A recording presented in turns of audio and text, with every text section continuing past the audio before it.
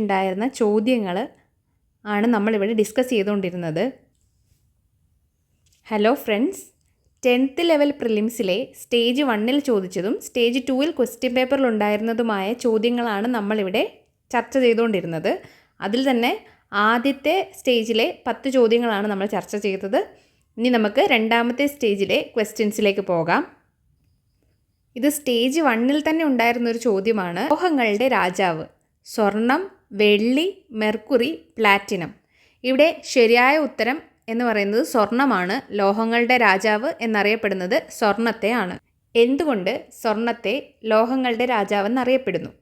രാസപരമായ സ്ഥിരത, സ്റ്റെബിലിറ്റിയും തുരുമ്പെടുക്കലിനെതിരെയുള്ള പ്രതിരോധവും, റസ്റ്റിങ്ങിനെതിരെയുള്ള പ്രിവെൻഷനും കാരണം സ്വർണത്തെ ലോഹങ്ങളുടെ രാജാവ്, കിങ് ഓഫ് മെറ്റൽസ് എന്ന് വിളിക്കുന്നു.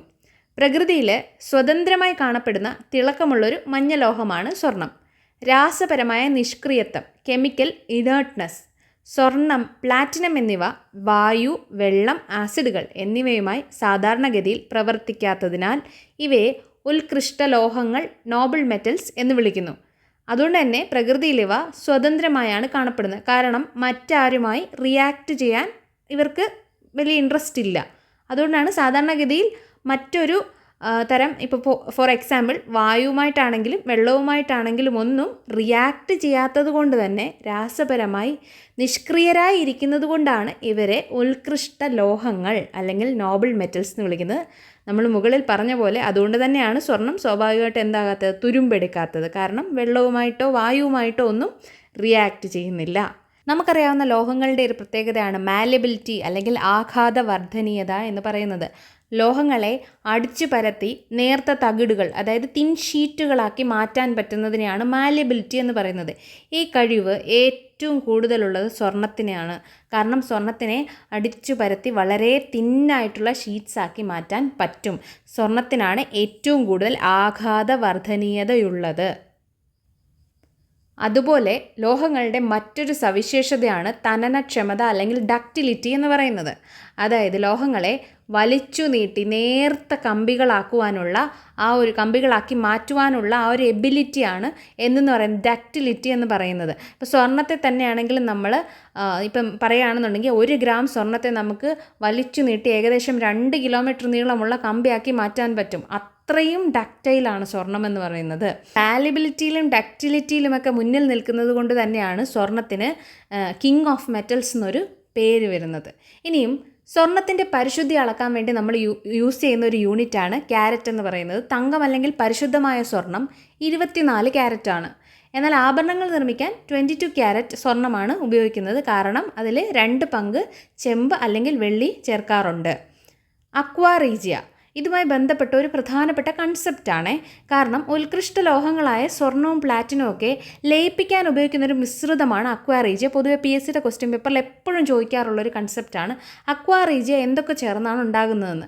ഗാഢ ഹൈഡ്രോക്ലോറിക് ആസിഡും HCl-ഉം ഗാഢ നൈട്രിക് ആസിഡും, അതായത് കോൺസെൻട്രേറ്റഡ് ആയിട്ടുള്ള HCl-ഉം HNO3-യും 3:1 എന്ന പ്രപ്പോർഷനിൽ 3 പാർട്ട് HCl-ഉം 1 പാർട്ട് HNO3-യും പ്രപ്പോർഷൻ പറയുകയാണെങ്കിൽ 3:1 എന്ന പ്രപ്പോർഷനിലാണ് എന്തുണ്ടാക്കിയെടുക്കുന്നത്, അക്വാ റീജിയ ഉണ്ടാക്കിയെടുക്കുന്നത്. ഇതിൻ്റെ മറ്റൊരു പേര് രാജദ്രാവകം എന്നാണ്. എന്തുകൊണ്ടാണ് അങ്ങനെ വിളിക്കുന്നത്? സ്വർണത്തെ പോലും ലയിപ്പിക്കാനുള്ള കഴിവുള്ളത് കൊണ്ടാണ് രാജദ്രാവകം എന്ന് വിളിക്കുന്നത്. മറ്റ് ഓപ്ഷൻസിനെ കുറിച്ച് നോക്കാം. സിൽവർ, വൈദ്യുതിയും താപവും ഏറ്റവും നന്നായി കടത്തിവിടുന്ന ഒരു ലോഹമാണ്. ബെസ്റ്റ് കണ്ടക്ടറാണ് സിൽവർ എന്ന് പറയുന്നത്. വായുവിലെ ഹൈഡ്രജൻ സൾഫൈഡുമായി H2S-മായി പ്രവർത്തിച്ച് വെള്ളിപ്പാത്രങ്ങൾ എന്തായി പോകാറുണ്ട്, കറുത്തു പോകാറുണ്ട്. ഏറ്റവും ഉയർന്ന പ്രകാശ പ്രതിഫലന ശേഷി അല്ലെങ്കിൽ റിഫ്ലക്റ്റിവിറ്റി ഉള്ളത് സിൽവറിനാണ്. പിന്നീട് തന്നിരിക്കുന്ന ഒരു ഓപ്ഷൻ മേർക്കുറിയാണ്. സാധാരണ താപനിലയിൽ ദ്രാവകാവസ്ഥയിലുള്ള ഒരേ ഒരു ലോഹമാണ്. കാരണം നമ്മൾ തെർമോമീറ്ററിൽ ഇങ്ങനെ ഒഴുകി നടക്കുന്നത് കണ്ടിട്ടുണ്ട്. ദ്രുതവെള്ളി, ക്വിക്ക് സിൽവർ എന്നറിയപ്പെടുന്നു. മേർക്കുറിയുടെ അയിരിൻ്റെ പേരെന്താണ്? സിനബാർ. ഇത് ഒരുപാട് വട്ടം ചോദിക്കുന്ന റിപ്പീറ്റഡ് ക്വസ്റ്റ്യൻ ആണ്. മേർക്കുറി മറ്റു ലോഹങ്ങളുമായി ചേരുമ്പോൾ ഉണ്ടാകുന്ന മിശ്രിതമാണ് അമാൽഗം. അമാൽഗം ഇരുമ്പ് മെർക്കുറിയുമായി ചേർന്ന് അമാൽഗം ഉണ്ടാക്കില്ല, പ്രത്യേകം ഓർത്തിരിക്കുക. പിന്നീട് തന്നിരിക്കുന്ന മറ്റൊരു ഓപ്ഷനാണ് പ്ലാറ്റിനം. വെളുത്ത സ്വർണം അല്ലെങ്കിൽ വൈറ്റ് ഗോൾഡ് എന്നറിയപ്പെടുന്നു. ഏറ്റവും വിലയേറിയ ലോഹങ്ങളിലൊന്നാണ്.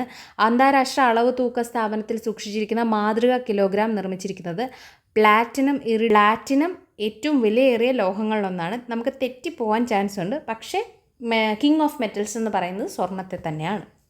കെമിസ്ട്രിയിലെ പ്രധാനപ്പെട്ട വിശേഷണങ്ങൾ നോക്കാം. രാസരാജാവ്, കിങ് ഓഫ് കെമിക്കൽസ് ആരാണ്? സൾഫ്യൂരിക് ആസിഡ് ആണ് കിങ് ഓഫ് കെമിക്കൽസ് എന്നറിയപ്പെടുന്നത്. ലിക്വിഡ് ഗോൾഡ് അല്ലെങ്കിൽ ദ്രാവക സ്വർണം എന്ന് പറയുന്നത് പെട്രോളിയത്തെയാണ്. കറുത്ത സ്വർണം, ബ്ലാക്ക് ഗോൾഡ് എന്ന് പറയുന്നത് കൽക്കരിയാണ്. ചില സമയത്ത് കുരുമുളകിനെ അങ്ങനെ പറയാറുണ്ട്. ഭാവിയിലെ ലോഹം, മെറ്റൽ ഓഫ് ദ ഫ്യൂച്ചർ എന്ന് പറയുന്നത് ടൈറ്റാനിയത്തെയാണ്. വണ്ടർ മെറ്റൽ അല്ലെങ്കിൽ അത്ഭുത ലോഹം എന്ന് പറയുന്നത് ടൈറ്റാനിയത്തെയാണ്. ഏറ്റവും ഭാരം കുറഞ്ഞ ലൈറ്റസ്റ്റ് ആയിട്ടുള്ള ലോഹം ഏതാണ്? Lightest metal is lithium. ഏറ്റവും ഭാരമേറിയ ഹെവിയസ്റ്റ് ആയിട്ടുള്ള മെറ്റൽ ഏതാണ്? ഓസ്മിയം. അക്വാ റീജിയൻ ഞാൻ ഓൾറെഡി പറഞ്ഞു, HCl-ഉം HNO3-യും 3:1 റേഷ്യോയിൽ ഉള്ളൊരു മിശ്രിതമാണ്. ഒരു ആറ്റത്തിൻ്റെ അറ്റോമിക് നമ്പർ 6-ഉം മാസ് നമ്പർ 13-ഉമാണെങ്കിൽ അതിലടങ്ങിയിരിക്കുന്ന ന്യൂട്രോണുകളുടെ എണ്ണം എത്ര? 6, 7, 13, 19. ഇവിടെ ശരിയായിട്ടുള്ള ഉത്തരം ഓപ്ഷൻ ബി 7 ന്യൂട്രോണുകളുടെ എണ്ണം. എങ്ങനെയാണ് 7 വരുന്നതെന്ന് നോക്കാം. ഒരു ആറ്റത്തിൻ്റെ ഘടന നോക്കുകയാണെങ്കിൽ അതിൻ്റെ സെൻറ്റർ പാർട്ടിലാണ് ന്യൂക്ലിയസ് ഉള്ളത്. ഈ ന്യൂക്ലിയസിനകത്താണ് പ്രോട്ടോണും ന്യൂട്രോണും ഉള്ളത്. ഇതിന് പുറത്തായിട്ട് ഇതിനെ ഓർബിറ്റ് ചെയ്യുകയാണ് ഇലക്ട്രോൺ ചെയ്യുന്നത്. ഓക്കെ, ഇത്രയും കാര്യങ്ങൾ ഓർത്തിരിക്കുക. ഒരാറ്റത്തിൻ്റെ അറ്റോമിക് നമ്പർ അനുസരിച്ചാണ് മോഡേൺ പീരിയോഡിക് ടേബിളിൽ എലമെൻറ്റ്സിനെ അറേഞ്ച് ചെയ്ത് വെച്ചിരിക്കുന്നത്. അറ്റോമിക് നമ്പർ എന്ന് പറഞ്ഞാൽ എന്താണ്? ഒരു ആറ്റത്തിലുള്ള പ്രോട്ടോണുകളുടെ എണ്ണമാണ് അറ്റോമിക് നമ്പർ Z എന്ന് പറയുന്നത്. Atomic number Z is equal to number of പ്രോട്ടോൺസിൻ്റെ എണ്ണമാണ്. എന്നാൽ ഇതെന്തിന് തുല്യമാണ്? ആ ആറ്റത്തിലുള്ള ഇലക്ട്രോണുകളുടെ എണ്ണത്തിന് തുല്യമാണ്. എപ്പോഴും ഓർത്തിരിക്കുക, ഒരു ആറ്റത്തിലെ പ്രോട്ടോണുകളുടെ എണ്ണം എന്ന് പറയുന്നത് ഇലക്ട്രോണുകളുടെ എണ്ണത്തിന് തുല്യമായിരിക്കും. അത് തന്നെയാണ് എന്തെന്ന് പറയുന്നത്? അറ്റോമിക് നമ്പർ ആയിട്ടുള്ള Z എന്ന് പറയുന്നത്. ഓക്കെ, അത്രയും കാര്യങ്ങൾ ഓർത്തു വയ്ക്കുക. ഇനിയും മറ്റൊരു വാല്യൂ ആണ് മാസ് നമ്പർ. ഒരു ആറ്റത്തിൻ്റെ ന്യൂക്ലിയസിനകത്ത് ആരൊക്കെ ഉണ്ട്? പ്രോട്ടോണും ഉണ്ട്, ന്യൂട്രോണും ഉണ്ട്. ഇത് രണ്ടിൻ്റെയും കൂടെ കൂട്ടുമ്പോൾ, അതായത് പ്രോട്ടോൺസ് പ്ലസ് ന്യൂട്രോൺസ് ചെയ്യുമ്പോൾ കിട്ടുന്നതാണ് എന്തെന്ന് പറയുന്നത്? മാസ് നമ്പറായിട്ടുള്ള എ എന്ന് പറയുന്നത്. കൺഫ്യൂസ് ആകരുത്. അറ്റോമിക് നമ്പറിനെ Z വെച്ചും മാസ് നമ്പറിനെ A വെച്ചുമാണ് റെപ്രസെൻ്റ് ചെയ്യുന്നത്. Mass number A is equal to protons plus neutron. അപ്പോൾ ഇതറിഞ്ഞിരുന്നാൽ മാത്രമേ ഈ പ്രോബ്ലം നമുക്ക് ചെയ്യാൻ പറ്റത്തുള്ളൂ. ഇങ്ങനെയുള്ള സിമ്പിൾ പ്രോബ്ലംസ് ചോദിക്കുമ്പോൾ നമ്മൾ ഈ 2 വാല്യൂസാണ് ഓർത്തിരിക്കേണ്ടത്. അറ്റോമിക് നമ്പർ എന്താണ്, മാസ് നമ്പർ എന്താണ്. ഈ മാസ് നമ്പർ ഞാൻ പറഞ്ഞല്ലോ, ന്യൂക്ലിയസിനകത്തുള്ള പ്രോട്ടോണുകളുടെ ന്യൂട്രോണുകളുടെ എണ്ണമാണെന്ന്. ന്യൂക്ലിയസിനകത്തുള്ള ആൾക്കാരെ നമ്മളൊരു കോമൺ പേര് വിളിക്കും, ന്യൂക്ലിയോൺസ്. അപ്പോൾ നമ്മൾക്ക് എന്ത് പറയാം? മാസ് നമ്പർ എന്ന് പറഞ്ഞാൽ ന്യൂക്ലിയോണുകളുടെ എണ്ണമാണെന്നും പറയാം. ഇനി ഈ ചോദ്യത്തിലേക്കൊന്ന് നോക്കിയേ. ഇവിടെ എന്തൊക്കെയാണ് തന്നിരിക്കുന്നത്? അറ്റോമിക് നമ്പർ തന്നിട്ടുണ്ട്, മാസ് നമ്പറും തന്നിട്ടുണ്ട്, ന്യൂട്രോണിൻ്റെ എണ്ണം കണ്ടുപിടിക്കാനാണ് പറഞ്ഞേക്കുന്നത് അല്ലേ? നമുക്കറിയാം അറ്റോമിക് നമ്പർ എന്ന് പറഞ്ഞാൽ ആരാണ്? നമ്പർ ഓഫ് പ്രോട്ടോൺ ആണെന്നറിയാം. അതുപോലെ തന്നെ മാസ് നമ്പർ എന്ന് പറഞ്ഞു കഴിഞ്ഞാൽ number of protons plus neutron ആണെന്നറിയാം. അങ്ങനെയാണെങ്കിൽ മാസ് നമ്പറിൽ നിന്നും അറ്റോമിക് നമ്പർ മൈനസ് ചെയ്താൽ നമുക്ക് എന്ത് കിട്ടും? എത്ര ന്യൂട്രോൺ ഉണ്ടെന്ന് കിട്ടും. ഇവിടെ 13 ആയിരുന്നു, 13 - 6 7 എന്ന് കിട്ടും. മനസ്സിലായല്ലോ? കാരണം പ്രധാനപ്പെട്ട ന്യൂക്ലിയസിലുള്ളൊരു കണമാണ് എന്ത്? പ്രോട്ടോൺ. പ്രോട്ടോൺ കണ്ടെത്തിയത് ഏണസ്റ്റ് റുദർഫോർഡ് ആണ്. പ്രോട്ടോണിൻ്റെ ചാർജ് പോസിറ്റീവാണ്. ആറ്റത്തിൻ്റെ ഐഡൻറ്റിറ്റി കാർഡ് എന്നറിയപ്പെടുന്നു. കാരണം എന്താ? എത്ര പ്രോട്ടോൺ ഉണ്ടോ അതാണ് ആറ്റോമിക് നമ്പർ എന്ന് നമ്മൾ പറയുന്നത്. ഓക്കെ, പ്രോട്ടോൺ ആരാണ് കണ്ടെത്തിയത്? ഏണസ്റ്റ് റുദർഫോർഡ് ആണ്. പോസിറ്റീവ് ചാർജാണ്, ആറ്റത്തിൻ്റെ ഐഡൻറ്റിറ്റി കാർഡ് എന്ന് അറിയപ്പെടുന്നു. നെക്സ്റ്റ് ന്യൂട്രോൺ കണ്ടെത്തുന്നത് ജെയിംസ് ചാഡ്വിക് ആണ്. ന്യൂട്രോൺ ന്യൂട്രലാണ്, ചാർജ് ഇല്ല, 0 ആണ് ചാർജ്. ഏറ്റവും ഭാരമേറിയ കണമാണ്. ഹൈഡ്രജൻ ആറ്റത്തിൽ ന്യൂട്രോൺ ഇല്ല. ഓർത്തിരിക്കുക, ഹൈഡ്രജൻ്റെ അറ്റോമിക് നമ്പരും മാസ് നമ്പരും 1 അതെങ്ങനെയാണ് അറ്റോമിക് നമ്പരും മാസ് നമ്പരും 1 കാരണം അവിടെ ന്യൂട്രോൺ ഇല്ല. ആകെ ഒരു ഇലക്ട്രോണും ഒരു പ്രോട്ടോണും മാത്രമേ ഉള്ളൂ. ന്യൂട്രോൺ ആരാ കണ്ടെത്തിയത്? ജെയിംസ് ചാഡ്വിക് ആണ്. ചാർജ് 0 ആണ്. ഇലക്ട്രോൺ കണ്ടെത്തിയത് ജെ തോംസൺ ആണ്. ഇലക്ട്രോണിൻ്റെ ചാർജ് നെഗറ്റീവാണ്. ഏറ്റവും ഭാരം കുറഞ്ഞ കണമാണ് ഇലക്ട്രോൺ എന്ന് പറയുന്നത്. ഒരു ആറ്റവുമായി ബന്ധപ്പെട്ട ചില പ്രധാന കാര്യങ്ങൾ. ന്യൂക്ലിയസ് കണ്ടെത്തിയതും ആര് തന്നെയാണ്? ഏണസ്റ്റ് റുദർഫോർഡ് തന്നെയാണ് ന്യൂക്ലിയസ് കണ്ടെത്തുന്നത്. ആൽഫ പാർട്ടിക്കിൾ സ്കാറ്ററിംഗ് എക്സ്പീരിമെൻറ്റ് വഴിയാണ്. ആറ്റത്തിൻ്റെ പ്ലം പുഡിംഗ് മോഡൽ ആരാണ് അവതരിപ്പിക്കുന്നത്? J Thomson. എന്താണ് ജെ തോംസണിൻ്റെ വേറൊരു പ്രത്യേകത എന്താണ്? ഇലക്ട്രോൺ കണ്ടുപിടിച്ചത് ജെ തോംസൺ ആണ്. അതേപോലെ തന്നെ ആറ്റത്തിൻ്റെ പ്ലം പുഡിംഗ് മോഡൽ കണ്ടുപിടിക്കുന്ന ആരാണ്? ജെ തോംസൺ ആണ്. ആറ്റത്തിൻ്റെ സോളാർ സിസ്റ്റം അല്ലെങ്കിൽ പ്ലാനറ്ററി മോഡൽ എന്ന് പറയും. നമ്മളിപ്പോൾ നേരത്തെ കണ്ട സെൻറ്ററിൽ ന്യൂക്ലിയസ് ഉണ്ട്, അതിന് ചുറ്റും ഓർബിറ്റ്സിലൂടെ ഇലക്ട്രോൺസ് ഇങ്ങനെ പ്ലാനറ്റ്സിനെ പോലെ കറങ്ങുന്നു എന്ന മോഡൽ കണ്ടെത്തിയത് ആരാണ്? റുദർഫോർഡ് തന്നെയാണ്. അറ്റോമിക് സിദ്ധാന്തം ആവിഷ്കരിച്ചത് ആരാണ്? ജോൺ ഡാൾട്ടൺ ആണ്. അറ്റോമിക് നമ്പറിൻ്റെയും മാസ് നമ്പറിൻ്റെ അടിസ്ഥാനത്തിൽ ചില സവിശേഷതകൾ എക്സിബിറ്റ് ചെയ്യുന്ന ആറ്റങ്ങളുണ്ട്. അതിന് പല പേരുകളിൽ നമ്മൾ വിളിക്കാറുണ്ട്. ഒന്ന് ഐസോടോപ്പുകൾ. ഒരേ അറ്റോമിക് നമ്പരും വ്യത്യസ്ത മാസ് നമ്പരുമുള്ള ഒരേ മൂലകത്തിൻ്റെ, ഓർത്തിരിക്കണം, സെയിം ആയിട്ടുള്ള എലമെൻ്റ് ആയിരിക്കും. അതിൻ്റെ പല ആറ്റങ്ങളായിരിക്കും. പ്രോട്ടിയം, ഡ്യൂട്ടീരിയം, ട്രിഷ്യം എന്നിവ ഹൈഡ്രജൻ്റെ ഐസോടോപ്പുകളാണ്. അതുപോലെ നമുക്കറിയാം കാർബൺ ഉണ്ട്, കാർബൺ 12, കാർബൺ 13, കാർബൺ 14. അപ്പോൾ ഇതൊക്കെ എന്താണ്? ഒരേ മൂലകമാണ്. അതിൻ്റെ അറ്റോമിക് നമ്പർ അപ്പോൾ സെയിം ആയിരിക്കും. എന്തായിരിക്കും വ്യത്യാസപ്പെടുന്നത്? മാസ് നമ്പർ ആയിരിക്കും. എങ്ങനെ മാസ് നമ്പർ വ്യത്യാസപ്പെടുന്നത്? അവിടെ ന്യൂട്രോൺസിൻ്റെ എണ്ണത്തിൽ വ്യത്യാസം ഉണ്ടായിരിക്കും. ഐസോബാറുകൾ. ഒരേ മാസ് നമ്പരും വ്യത്യസ്ത അറ്റോമിക് നമ്പരുമുള്ള വ്യത്യസ്ത മൂലകങ്ങൾ. അറ്റോമിക് നമ്പർ മാറുമ്പോൾ തന്നെ അവർ ഡിഫറെൻ്റ് എലമെൻറ്റ്സ് ആയി കഴിഞ്ഞിരിക്കുന്നു. ഉദാഹരണം ആർഗൺ 40, കാൽഷ്യം 40. ഇവിടെ മാസ് നമ്പർ സെയിം ആണ്, പക്ഷേ അറ്റോമിക് നമ്പർ ഡിഫറെൻ്റ് ആണ്. ഐസോടോണുകൾ. ഒരേ എണ്ണത്തിൽ ന്യൂട്രോൺ ഉണ്ടെങ്കിൽ അതിനെയാണ് നമ്മൾ ഐസോടോണുകൾ. രണ്ട് ആറ്റത്തിന് ഒരേപോലെ ന്യൂട്രോൺസ് ഉണ്ടെങ്കിൽ അതിനെയാണ് ഐസോടോണുകൾ എന്ന് പറയുന്നത്. താഴെ കൊടുത്തിരിക്കുന്നവയിൽ ഏതാണ് സിങ്കിൻ്റെ അയിര്? Hematite, calamine, bauxite, cuprite. ഇവിടെ ശരിയായ ഉത്തരം കലാമിനാണ്. കലാമിൻ എന്നത് സിങ്കിൻ്റെ പ്രധാന അയിരുകളിൽ ഒന്നാണ്. ഹേമറ്റൈറ്റ് ഇരുമ്പിൻ്റെയും, ബോക്സൈറ്റ് അലൂമിനിയത്തിൻ്റെയും, കുപ്രൈറ്റ് ചെമ്പിൻ്റെയും അയിരുകളാണ്. പ്രധാനപ്പെട്ട മെറ്റലുകളും അതിൻ്റെ അയിരുകളും ചേർത്തിട്ടൊരു ടേബിളായിട്ട് ഈ വീഡിയോയുടെ ഫസ്റ്റ് പാർട്ടിൽ എക്സ്പ്ലെയിൻ ചെയ്തിട്ടുണ്ട്. ഉത്കൃഷ്ടവാതകങ്ങൾ എന്നറിയപ്പെടുന്നത് ആവർത്തന പട്ടികയിലെ എത്രാം ഗ്രൂപ്പ് മൂലകങ്ങളെയാണ്? 1, 17, 18, 13. ഇവിടുത്തെ ശരിയായ ഉത്തരം 18ാം ഗ്രൂപ്പിലുള്ള ആളുകളെയാണ് നോബൽ ഗ്യാസസ് അല്ലെങ്കിൽ ഉത്കൃഷ്ടവാതകങ്ങൾ എന്ന് പറയുന്നത്. പീരിയോഡിക് ടേബിളിലെ 18ാം ഗ്രൂപ്പ് മൂലകങ്ങളാണ് helium, neon, argon, krypton, xenon.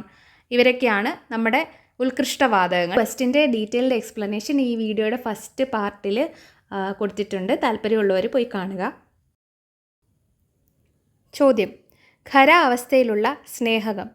Mercury, graphite, diamond, പഞ്ചസാര. ഖരാവസ്ഥയിലുള്ള സ്നേഹകത്തിന് ഉദാഹരണമായിട്ട് വരുന്നത് ഗ്രാഫൈറ്റ് ആണ്. എന്താണ് സ്നേഹകങ്ങൾ അല്ലെങ്കിൽ ലൂബ്രിക്കൻസ്? അവ ചെയ്യുന്ന ഫംഗ്ഷൻ എന്താണെന്ന് നോക്കാം. രണ്ട് സർഫസുകൾ ഇതുപോലെ കോണ്ടാക്റ്റിൽ വരുന്ന സമയത്ത്, രണ്ട് മെറ്റൽ സർഫസുകളോ അങ്ങനെയുള്ള ഏതെങ്കിലും മെഷീൻ്റെ പാർട്ടുകളോ ഇങ്ങനെ കോണ്ടാക്റ്റിൽ വരുന്ന സമയത്ത് അവയ്ക്കിടയിൽ ഉരസൽ ഉണ്ടാവുകയും ഫ്രിക്ഷൻ ഉണ്ടാകുകയും ചെയ്യും. ഈ ഫ്രിക്ഷൻ കാരണം ഇത് പെട്ടെന്ന് തേയ്മാനമൊക്കെ സംഭവിച്ച്, വിയർ ആൻഡ് ടിയർ ഒക്കെ സംഭവിച്ച് നശിച്ചു പോകാനുള്ള സാധ്യത കൂടുതലാണ്. അങ്ങനെയുള്ള സാഹചര്യത്തിൽ ഇത് കുറച്ചുകൂടെ എഫിഷ്യൻ്റായിട്ട് അല്ലെങ്കിൽ സുഗമമായി ചലിക്കുവാൻ വേണ്ടിയിട്ടും എഫിഷ്യൻ്റായിട്ട് വർക്ക് ചെയ്യാൻ വേണ്ടിയിട്ടുമാണ് നമ്മൾ സ്നേഹകങ്ങൾ ഉപയോഗിക്കുന്നത്. അപ്പോൾ സ്നേഹകങ്ങൾ എന്ത് ചെയ്യും? ഇവയ്ക്കിടയിലായിരിക്കും അപ്ലൈ ചെയ്യുന്നത്. അങ്ങനെ ഇവയ്ക്കിടയിൽ സ്നേഹകങ്ങൾ ഉപയോഗിക്കുന്ന സമയത്ത് സുഗമമായി ഇവയ്ക്ക് ഉരസാതെ മൂവ് ചെയ്യാൻ പറ്റും. അതുകൊണ്ട് തന്നെ ഫ്രിക്ഷണൽ ഫോഴ്സ് മൂലമുണ്ടാകുന്ന വിയർ ആൻഡ് ടിയർ ഒക്കെ ഒഴിവാക്കാൻ പറ്റും. അതാണ് ഈ ലൂബ്രിക്കൻസിൻ്റെ പർപ്പസ് എന്ന് പറയുന്നത്. പറഞ്ഞ പോലെ ഫ്രിക്ഷൻ കുറയ്ക്കുന്നതിനായി ഉപയോഗിക്കുന്ന വസ്തുക്കളെയാണ് ലൂബ്രിക്കൻസ് അല്ലെങ്കിൽ സ്നേഹകങ്ങൾ എന്ന് വിളിക്കുന്നത്. സോളിഡ് സ്റ്റേറ്റിൽ ഒരു സ്നേഹകമായി ഉപയോഗിക്കുന്ന കാർബണിൻ്റെ രൂപാന്തരമാണ് ഗ്രാഫൈറ്റ് എന്ന് പറയുന്നത്. ഇതിനെ പ്രധാനമായിട്ടും 3 തരത്തിലാണ് ക്ലാസിഫൈ ചെയ്തിട്ടുള്ളത്. ദ്രാവക രൂപത്തിലുള്ള സ്നേഹകങ്ങളുണ്ട്, അതായത് ലിക്വിഡ് ലൂബ്രിക്കൻസ്. എക്സാമ്പിളായിട്ട് വരുന്നത് വെളിച്ചെണ്ണ, എൻജിൻ ഓയിൽ, കാസ്റ്റർ ഓയിൽ. നമുക്കറിയാം നമ്മൾ വാഹനങ്ങളിലൊക്കെ ഇതുപോലെ ഓയിൽ ഉപയോഗിക്കാറുണ്ട്. അപ്പോൾ അത് ഏത് രൂപത്തിലുള്ളതാണ്? ലിക്വിഡ് ലൂബ്രിക്കൻ്റ് ആണ്. അർദ്ധഖര സ്നേഹകങ്ങൾ അല്ലെങ്കിൽ സെമി സോളിഡ് ലൂബ്രിക്കൻസ് ഉണ്ട്, ഗ്രീസ് അതിനൊരു ഉദാഹരണമാണ്. ഖര സ്നേഹകങ്ങൾ അല്ലെങ്കിൽ solid and or dry lubricants. ഇപ്പോൾ നമ്മൾ പറഞ്ഞ ഗ്രാഫൈറ്റ് ഒരു ഉദാഹരണമാണ്. സോളിഡ് ലൂബ്രിക്കൻസ് ഉയർന്ന താപനിലയിലും കഠിന മർദ്ദത്തിലും പ്രവർത്തിക്കുന്ന യന്ത്രഭാഗങ്ങളിലാണ് പ്രധാനമായിട്ടും ഉപയോഗിക്കുന്നത്. ഗ്രാഫൈറ്റിനെ ഒരു ഖരസ്നേഹകം അല്ലെങ്കിൽ സോളിഡ് ലൂബ്രിക്കൻ്റ് ആയിട്ട് പ്രവർത്തിക്കാൻ സഹായിക്കുന്ന ചില ഘടകങ്ങളുണ്ട്. ഗ്രാഫൈറ്റിൻ്റെ ആറ്റംസിനിടയിലുള്ളതൊരു ഷഡ്ഭുജ ഘടനയാണ്, അല്ലെങ്കിൽ ഹെക്സഗണലായിട്ടുള്ള ലേയേർഡ് സ്ട്രക്ചറാണ് ഗ്രാഫൈറ്റിൻ്റെ. ഈ രീതിയിലായിരിക്കും ഗ്രാഫൈറ്റിൻ്റെ അകത്ത് കാർബൺ ആറ്റംസ് അറേഞ്ച് ചെയ്തിട്ടുണ്ടാവുക. അതുകൊണ്ട് തന്നെ ഈ രീതിയിലുള്ള അറേഞ്ച്മെൻറ്റ് ഇതിനെ ഒരു ലൂബ്രിക്കൻ്റായി പ്രവർത്തിക്കുന്നതിന് സഹായിക്കുന്ന ഒന്നാണ്. ദുർബലമായ വാണ്ടർവാൾസ് ബലം ദുർബലമാണ്. നമ്മൾ പറഞ്ഞ പോലെ ഈ ദുർബലമായ വാണ്ടർവാൾസ് ഫോഴ്സാൽ അട്രാക്റ്റ് ചെയ്യപ്പെട്ട ഈ ലെയേഴ്സ് ഉള്ളതുകൊണ്ട് തന്നെ പരസ്പരം ഈ ലെയേഴ്സിന് എളുപ്പത്തിൽ അങ്ങോട്ടും ഇങ്ങോട്ടും വഴുതി മാറാൻ പറ്റുകയും ഇത് ഗ്രാഫൈറ്റിനൊരു മൃദുത്വവും വഴുക്കലും, ഒരു സ്ലിപ്പറി നേച്ചർ കൊടുക്കും. Which is very much suited four A lubricant. ഒരു സ്നേഹകമായി പ്രവർത്തിക്കുന്ന ഒരു വസ്തുവിന് ഇത് വളരെ അത്യാവശ്യമായിട്ടുള്ളൊരു നേച്ചറാണ്. ഈ ഫിഗർ വാണ്ടർവാൾസ് ഫോഴ്സ് എങ്ങനെയാണ് പ്രവർത്തിക്കുന്നത് എന്നുള്ളൊരു ഡെമോൺസ്ട്രേഷൻ മാത്രമാണ്. ഇത് കൂടുതൽ ഡീറ്റെയിലേക്ക് പോകേണ്ട ആവശ്യമില്ല. ഗ്രാഫൈറ്റിൻ്റെ വേറൊരു പ്രത്യേകതയാണ് ഉയർന്ന താപനില താങ്ങാനുള്ള ശേഷി. അതുകൊണ്ട് തന്നെ കനത്ത യന്ത്രങ്ങളിലൊക്കെ, വലിയ ഹെവി ആയിട്ടുള്ള മെഷീൻസിലൊക്കെ ഗ്രാഫൈറ്റിനെ ലൂബ്രിക്കൻ്റായിട്ട് ഉപയോഗിക്കാൻ സാധിക്കുന്നത്. ഗ്രാഫൈറ്റിൻ്റെ മറ്റു ചില ഉപയോഗങ്ങളിലൊന്നാണ് മോഡറേറ്ററായി ഉപയോഗിക്കുക എന്നുള്ളത്. ന്യൂക്ലിയർ റിയാക്ടറുകളിൽ ന്യൂട്രോണുകളുടെ വേഗത കുറയ്ക്കുന്നതിനുള്ള മോഡറേറ്ററായി ഗ്രാഫൈറ്റ് ഉപയോഗിക്കുന്നുണ്ട്. മറ്റ് സോളിഡ് ലൂബ്രിക്കൻസിൻ്റെ ഉദാഹരണമാണ് മോളിബ്ഡിനം ഡൈസൾഫൈഡ്, ടെഫ്ലോൺ എന്നിവ. മറ്റ് ഓപ്ഷനുകളിൽ നോക്കിക്കഴിഞ്ഞാൽ മെർക്കുറി ഒരു സാധാരണ ഊഷ്മാവിൽ ദ്രാവക അവസ്ഥയിലുള്ള ഒരേ ഒരു ലോഹമാണ്. അതൊരു ലൂബ്രിക്കൻ്റായിട്ട് ഉപയോഗിക്കുന്നില്ല.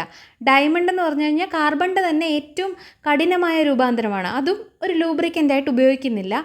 പഞ്ചസാര പിന്നെ നിങ്ങൾക്കറിയാമല്ലോ, എങ്ങും ലൂബ്രിക്കൻ്റായിട്ട് ഉപയോഗിക്കുന്നൊരു പദാർത്ഥമല്ല. വളരെ ഇമ്പോർട്ടൻ്റ് ആയിട്ടുള്ള റിപ്പീറ്റഡ് ആയിട്ടുള്ളൊരു ഫാക്റ്റാണ് പെൻസിൽ ലെഡ്. ലെഡ് പെൻസിലുകളുടെ നിർമ്മാണത്തിന് ഗ്രാഫൈറ്റും കളിമണ്ണും ചേർന്ന മിശ്രിതമാണ് ഉപയോഗിക്കുന്നത്. വൈദ്യുത ചാലകത അലോഹമാണെങ്കിലും സ്വതന്ത്ര ഇലക്ട്രോൺസിൻ്റെ സാന്നിധ്യം മൂലം ഗ്രാഫൈറ്റ് മികച്ചൊരു വൈദ്യുത ചാലകമാണ്. ഡ്രൈ സെല്ലുകളിൽ ഇലക്ട്രോഡ് നിർമ്മിക്കാൻ ഇത് ഉപയോഗിക്കുന്നുണ്ട്. അപ്പോൾ മെറ്റൽ അല്ലാതിരുന്നിട്ട് പോലും ഫ്രീ ഇലക്ട്രോൺസ് ഉള്ളതുകൊണ്ട് ഇതൊരു നല്ല കണ്ടക്ടറായിട്ട് പ്രവർത്തിക്കുകയും ചെയ്യുന്നുണ്ട്. ചോദ്യം: ഒരു വസ്തുവിന് അതിൻ്റെ നിശ്ചലാവസ്ഥയിലോ ചലനാവസ്ഥയിലോ തുടരാനുള്ള പ്രവണതയാണ് ആക്കം, പ്രവേഗം, ജഡത്വം, ത്വരണം. ഇതിൻ്റെ ഉത്തരം വരുന്നത് ജഡത്വമാണ്. ഒരു വസ്തു ഏതവസ്ഥയിലാണോ തുടർന്നുകൊണ്ടിരിക്കുന്നത് അതേ അവസ്ഥയിൽ തുടരാനുള്ള അതിൻ്റെ ടെൻഡൻസിയാണ് ജഡത്വം എന്ന് പറയുന്നത്. ഞാൻ പറഞ്ഞു, ഒരു വസ്തുവിന് അതിൻ്റെ സ്വയം അവസ്ഥ മാറ്റത്തെ ചെറുക്കാനുള്ള, ഏതവസ്ഥയിലാണോ അതിരിക്കുന്നത് അതേ അവസ്ഥയിൽ തന്നെ അത് കണ്ടിന്യൂ ചെയ്യാൻ ശ്രമിക്കും. ആ കഴിവിനെയാണ് ജഡത്വം അല്ലെങ്കിൽ ഇനേർഷ്യ എന്ന് വിളിക്കുന്നത്. ന്യൂട്ടൻ്റെ ഒന്നാം ചലന നിയമവുമായി ഇത് ബന്ധപ്പെട്ടിരിക്കും. കാരണം ഒന്നാം ചലന നിയമത്തെ ലോ ഓഫ് ഇനേർഷ്യ എന്നും പറയാറുണ്ട്. ഒരു വസ്തുവിന് പുറമേ നിന്നും ഒരു അസന്തുലിത ബലം അല്ലെങ്കിൽ അൺബാലൻസ്ഡ് ഫോഴ്സ് പ്രയോഗിക്കാത്ത പക്ഷം അത് നിശ്ചലാവസ്ഥയ്ക്കോ നേർരേഖ ചലനാവസ്ഥയ്ക്കോ മാറ്റം വരുത്താൻ സാധിക്കാത്ത സ്വതസിദ്ധമായ ഒരു പ്രവണതയാണ് ജഡത്വം. വളരെ സിമ്പിളായി പറഞ്ഞു കഴിഞ്ഞാൽ, ഒരു ബോഡി മൂവ് ചെയ്തുകൊണ്ടിരിക്കുകയാണ്, അല്ലെങ്കിൽ ഒരു ബോഡി സ്റ്റേഷനറി ആയിട്ട് മൂവ് ചെയ്യാതെ ഇരിക്കുകയാണ്. ഈ രണ്ടവസ്ഥയിലും അതിൻ്റെ ഇപ്പോൾ മൂവ് ചെയ്യുന്ന ബോഡി ആണെങ്കിൽ അതിനെ സ്റ്റോപ്പ് ചെയ്യണമെങ്കിൽ, ഒരു സ്റ്റേഷനറി ആയിട്ടിരിക്കുന്ന ബോഡിയെ മൂവ് ചെയ്യിക്കണമെങ്കിലും നമ്മളൊരു അൺബാലൻസ്ഡ് ആയിട്ടുള്ള എക്സ്റ്റേണൽ ഫോഴ്സ്, പുറമേ നിന്നുള്ളൊരു ഫോഴ്സ് അതിലേക്ക് അപ്ലൈ ചെയ്യണം. അങ്ങനെ ഒരു ഫോഴ്സ് കൊടുക്കാത്തിടത്തോളം കാലം ഈ ബോഡി ഏതവസ്ഥയിലായിരുന്നു, മൂവ് ചെയ്യുന്ന ബോഡി ആണെങ്കിൽ മൂവ് ചെയ്തുകൊണ്ടും ഇരിക്കും, സ്റ്റേഷനറി ആയിട്ടിരിക്കുന്ന ബോഡി ആണെങ്കിൽ സ്റ്റേഷനറി ആയിട്ട് തന്നെ തുടരുകയും ചെയ്യും. ഇതിന് കാരണമാകുന്ന പ്രവണതയാണ് എന്തെന്ന് പറയുന്നത്, ഇനേർഷ്യ എന്ന് പറയുന്നത്. ഇനേർഷ്യ ഓഫ് റെസ്റ്റും ഇനേർഷ്യ ഓഫ് മോഷനും ഉള്ള ഉദാഹരണങ്ങളായിട്ടുള്ള ചിത്രങ്ങളാണ് കൊടുത്തിരിക്കുന്നത്. നമ്മളൊരു ബസ്സിലിരിക്കുന്നു, ഓൾ ഓഫ് എ സഡൻ ആ ബസ് പെട്ടെന്ന് സ്റ്റാർട്ട് ചെയ്യുന്നു. അപ്പോൾ നമ്മൾ പിന്നോട്ടൊന്ന് ആയും. അതെന്തുകൊണ്ടാണ്? നമ്മളവിടെ സ്റ്റേഷനറി ആയിട്ട് റെസ്റ്റിൽ ഇരിക്കുകയായിരുന്നു, പ്രത്യേകിച്ച് മൂവ്മെൻ്റ് ഒന്നും ഇല്ലാതിരിക്കുകയായിരുന്നു. പെട്ടെന്ന് മൂവ്മെൻറ്റിലേക്ക് വരുന്ന സമയത്ത് നമ്മുടെ ബോഡി ഒരു പുഷ് അനുഭവപ്പെടും. അതാണ് ഇനേർഷ്യ ഓഫ് റെസ്റ്റ് എന്ന് പറയുന്നത്. ഇനി നമ്മളൊരു ഓടിക്കൊണ്ടിരിക്കുന്ന ബസ്സിൽ നിന്നും ഇറങ്ങി പുറത്തേക്ക് ഇറങ്ങുന്ന സമയത്ത് നമുക്ക് തന്നെ അറിയാം, നമ്മൾ കുറച്ച് മുന്നോട്ട് ഓടിയിട്ടായിരിക്കും നിൽക്കുന്നത്, അല്ലാതെ നമ്മൾ പെട്ടെന്ന് ഇറങ്ങി അങ്ങ് നിൽക്കുകയല്ല. അത് നമ്മുടെ ബോഡി മൂവ് ചെയ്തുകൊണ്ടിരിക്കുകയായിരുന്നു. ഇനേർഷ്യ ഓഫ് മോഷനിൽ തുടരാനുള്ള നമ്മുടെ ബോഡിയുടെ ടെൻഡൻസി കൊണ്ടാണ് നമ്മളൊരു ബസ്സിൽ നിന്ന് ഇറങ്ങുന്ന സമയത്ത് പെട്ടെന്ന് നമുക്ക് നിൽക്കാൻ പറ്റാതെ നമ്മൾ കുറച്ച് മുന്നോട്ട് ഓടിയിട്ടായിരിക്കും നിൽക്കുന്നത്. ഈ രണ്ടവസ്ഥയ്ക്കും കാരണമാകുന്നത് ഇനേർഷ്യ എന്ന ടെൻഡൻസിയാണ്. ഇനേർഷ്യ എന്ന കൺസെപ്റ്റ് നൽകിയത് ഗലീലിയോ ഗലീലിയാണ്. ഇതിന് നിർവചനം നൽകിയത് സർ ഐസക് ന്യൂട്ടനാണ്. അദ്ദേഹത്തിൻ്റെ ഒന്നാം ചലന നിയമത്തിലൂടെയാണ് ജഡത്വത്തിന് കൃത്യമായ നിർവചനം നൽകിയത്. അതിനാൽ ഒന്നാം ചലന നിയമത്തെ ജഡത്വ നിയമം, ലോ ഓഫ് ഇനേർഷ്യ എന്നറിയപ്പെടുന്നു. ഇപ്പം ഒരു വസ്തുവിൻ്റെ ജഡത്വം എന്ന് പറയുന്നത് അത് എത്ര മാസ് ഉള്ളതാണോ അതിനെ ആശ്രയിച്ചിരിക്കും. നല്ല മാസ്സുള്ളൊരു ബോഡിക്ക് അല്ലെങ്കിൽ മാസ് കൂടിയ ഒരു ബോഡിക്ക് കുറച്ചധികം ഇനേർഷ്യ ഉണ്ടാകും. മാസ് കൂടിയ ബോഡിയെ കൂടുതൽ ഇനേർഷ്യയ്ക്കുള്ള പ്രവണത കാണിക്കും. യൂണിറ്റ് പ്രത്യേക യൂണിറ്റ് ഒന്നുമില്ല, നമ്മൾ മാസിലൂടെ തന്നെയാണ് പറയുന്നത്. ഓൾറെഡി ഞാൻ ഇനേർഷ്യ ഓഫ് റെസ്റ്റ് എന്താണെന്നും ഇനേർഷ്യ ഓഫ് മോഷൻ എന്താണെന്നും പറഞ്ഞു. ഉദാഹരണങ്ങളൂടി പറയാം. ഞാൻ പറഞ്ഞു, പെട്ടെന്ന് മുന്നോട്ടെടുക്കുന്ന ബസ്സിലിരിക്കുന്ന യാത്രക്കാരൻ പുറകോട്ടാഞ്ഞു വീഴുന്നു. കാരണം നിശ്ചലാവസ്ഥയിലിരിക്കുന്ന സമയത്ത് ആ അവസ്ഥയിൽ തന്നെ തുടരാൻ നമുക്കൊരു പ്രവണത കാണും. മാവിൻ കൊമ്പ് കുലുക്കുമ്പോൾ പെട്ടെന്ന് മാമ്പഴങ്ങൾ താഴേക്ക് വീഴുന്നത് മറ്റൊരു ഉദാഹരണമാണ്. ഇനിയും ചലന ജഡത്വം അല്ലെങ്കിൽ ഇനേർഷ്യ ഓഫ് മോഷൻ എന്ന് പറഞ്ഞു കഴിഞ്ഞാൽ ഓൾറെഡി മൂവ് ചെയ്തുകൊണ്ടിരിക്കുന്ന ഒരു ബോഡിക്ക് ഇങ്ങനെ മൂവ് ചെയ്തുകൊണ്ട് തന്നെ ഇരിക്കാൻ ഒരു ടെൻഡൻസി ഉണ്ടാവും, അല്ലാതെ റെസ്റ്റിലേക്ക് വരാനുള്ള ടെൻഡൻസി കാണില്ല. ഇപ്പോൾ ഓടിക്കൊണ്ടിരിക്കുന്ന ബസ് ഞാൻ പറഞ്ഞു, പെട്ടെന്ന് നിർത്തുന്ന സമയത്ത് നമ്മൾ മുന്നോട്ട് ആഞ്ഞു വീഴും. അതുപോലെ ബസ്സിൽ നിന്ന് ഇറങ്ങുന്ന സമയത്ത് നമ്മൾ കുറച്ച് ഓടിയിട്ടായിരിക്കും നിൽക്കുന്നത്. ലോങ് ജമ്പ് താരം ചാടുന്നതിന് മുമ്പ് അല്പദൂരം ഓടി വരുന്നത് എന്തിനാണ്? പെട്ടെന്ന് നമുക്ക് അത്രയും ഹൈറ്റ് ചാടാൻ പറ്റത്തില്ല. നമ്മളൊരു നമുക്കൊരു മൊമെൻ്റ് ഉണ്ടാക്കണം. അതിന് വേണ്ടിയിട്ടാണ് നമ്മൾ കുറച്ച് ചാടിയിട്ട് അല്പദൂരം ഓടിയിട്ട് ചാടുന്നത്. അതുപോലെ തന്നെ വേറൊരു തരം ഇനേർഷ്യയാണ് ദിശാജഡത്വം അല്ലെങ്കിൽ ഇനേർഷ്യ ഓഫ് ഡയറക്ഷൻ. ഒരു വസ്തുവിന് അതിൻ്റെ ചലനദിശ സ്വയം മാറ്റാനുള്ള പ്രാപ്തിയില്ലായ്മ. ഇപ്പം നമ്മൾ ഒരു വാഹനം പെട്ടെന്ന് ഒരു വളവ് തിരിയുമ്പോൾ യാത്രക്കാർ പുറത്തേക്ക് ചരിഞ്ഞു പോകും. കാരണം പെട്ടെന്ന് ഡയറക്ഷൻ മാറുമ്പോൾ ഉണ്ടാകുന്നൊരു ഇനേർഷ്യ ഓഫ് ഡയറക്ഷൻ കൊണ്ടാണ് അങ്ങനെ സംഭവിക്കുന്നത്. സ്ഥിരമായി ചോദിക്കുന്ന ചില ഫാക്ട്സ് നോക്കാം. ബലത്തിൻ്റെ നിർവചനം. ന്യൂട്ടൻ്റെ ഒന്നാം ചലന നിയമത്തിൽ നിന്നാണ് ബലം അല്ലെങ്കിൽ ഫോഴ്സ് എന്ന ആശയം നിർവചിക്കുന്നത്. നമ്മൾ പറഞ്ഞു, ഒരു അൺബാലൻസ്ഡ് എക്സ്റ്റേണൽ ഫോഴ്സ് വേണം ഈ ഒരു ഇനേർഷ്യയിൽ നിന്ന്, ഇനേർഷ്യ ഓഫ് റെസ്റ്റ് ആണെങ്കിലും ഇനേർഷ്യ ഓഫ് മോഷൻ ആണെങ്കിലും അതിൽ നിന്ന് മാറ്റാൻ വേണ്ടിയിട്ടെന്ന് പറഞ്ഞു. ഇനി ഘർഷണം. തറയിലൂടെ ഉരുളുന്ന പന്ത് കുറച്ച് കഴിയുമ്പോൾ തനിയെ നിൽക്കാൻ കാരണം എന്താ? അതിന് ജഡത്വമുണ്ട്, പക്ഷേ തറയുമായി ഉരസുന്ന സമയത്ത് അവിടെ ഒരു ഫ്രിക്ഷണൽ ഫോഴ്സ് ഉണ്ടായിട്ട് ഇതിൻ്റെ എനർജി ലോസ് ആയിട്ടാണ് ആ പന്ത് നിന്നു പോകുന്നത്. നമ്മളതുപോലെ തന്നെ കുടയുമ്പോൾ വെള്ളം തെറിക്കുന്നത്, നനഞ്ഞ കുട പെട്ടെന്ന് കുടയുമ്പോൾ ജലത്തുള്ളികൾ തെറിച്ചു പോകുന്നത് ശ്രദ്ധിച്ചിട്ടുണ്ട്. അത് നിശ്ചല ജഡത്വം മൂലമാണ്. ഇവിടെ നൽകിയിരിക്കുന്ന മറ്റ് ഓപ്ഷനുകളൂടെ നോക്കാം.